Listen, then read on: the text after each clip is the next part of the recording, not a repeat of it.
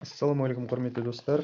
Қытай елінен келген кезекті тапсырыс. Бұл тапсырыс маған тегін келді. 1 центті төлеген жоқпын. Бұл жаңағы Қытайда ашылған, жаңадан ашылған, шатаспасам, zapals.com деген интернет сайтынан келді. Бұл интернет сайт жаңағындай жоғарғы технологиялы жаңағындай гаджеттер, неше түрлі электроникаларды сатумен айналысады.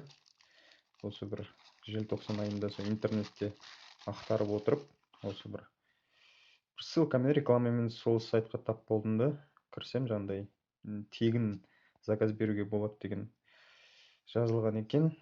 Сол тегін деген дүниеге тексеріп көрейін деп тапсырыс берген болатынмын. Жаңа имейлмен тіркеліп сайттың өзінде.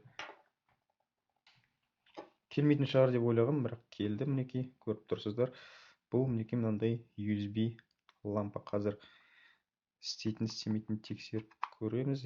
Мінекей істеп тұр. Мінекей осындай бір ғана USB лампа. Бұл енді не үшін қажет болатынын білмеймін, мүмкін светильник ретінде түн ішінде мысалға өстіп жағып қоюға болатын шығар. Мысалы үйде кішкентай бала болса деген сияқты. Басқа не үшін керек екенін білмедім. Мүмкін осындай пауэрбанкке тығып фонарик ретінде қолданса да болады. Мінекей осындай бір ғана тапсырыс келді, тегін келді.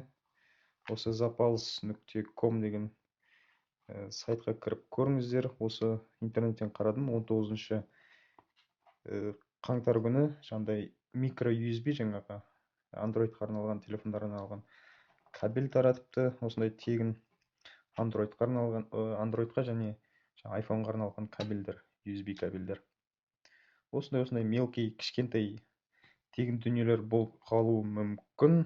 Қазір бар ма жоқ па білмедім, тексермедім. Мінекей достар, осындай ғана кішкентай тапсырыс. Назар қойып көргендеріңіз үшін рахмет.